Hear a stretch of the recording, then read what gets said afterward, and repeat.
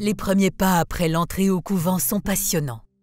À ce stade, vous devriez avoir pris le temps de réfléchir à toutes les options qui s'offrent à vous et être sûr de votre décision de devenir une religieuse dans une congrégation spécifique.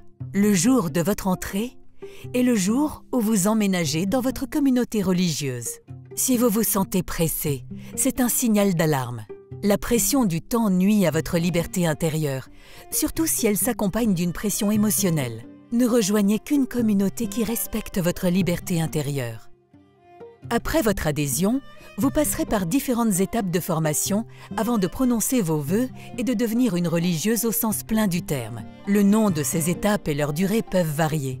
Vous avez toujours le droit de savoir combien de temps durera le processus de formation dans la congrégation que vous avez choisie. Si l'on vous refuse cette information et que vous n'avez aucune idée de la date à laquelle vous deviendrez un membre pleinement professoral de votre communauté, c'est un signal d'alarme. Habituellement, les étapes de la formation sont appelées postulant et noviciat et ensemble durent entre 18 mois et 4 ans. Pendant le postulat, vous êtes appelée une postulante. Vous participez aussi pleinement que possible à la vie communautaire, mais vous n'avez pas encore d'engagement ou de devoir formel. Vous n'êtes pas obligé de remettre vos biens ou vos papiers à la communauté, de couper les liens familiaux ou de laisser les supérieurs lire vos lettres personnelles ou votre journal intime. Si la communauté exige de vous l'une de ces choses, c'est un signal d'alarme. En rejoignant les sœurs pour le travail et la prière, vous apprenez à mieux les connaître. De même, elles peuvent se faire une meilleure idée de vous.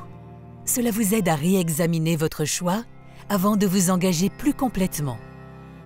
Si à n'importe quel moment du postulat, vous ou la communauté arrivez à la conclusion que ce mode de vie n'est pas pour vous, vous pouvez quitter la communauté sans aucune procédure officielle. Le noviciat comporte un degré d'engagement plus élevé.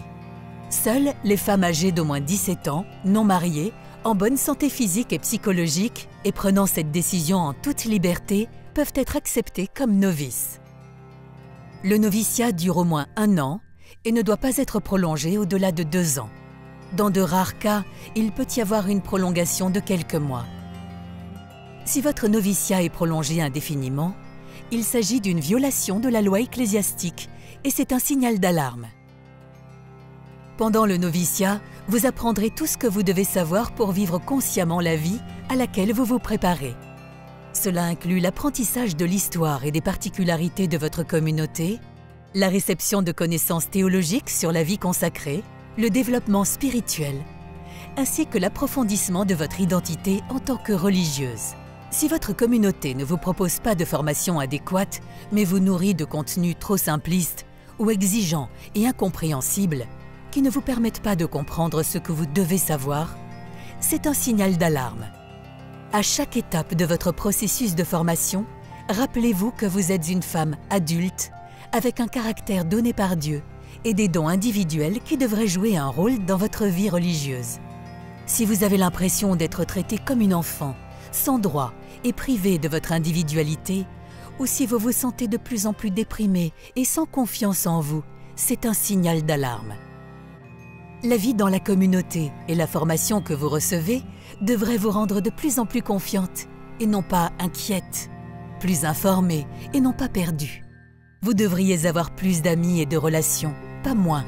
Et surtout, vous devriez vous connaître mieux qu'avant et ne pas devenir un étranger à vous-même en aucune façon.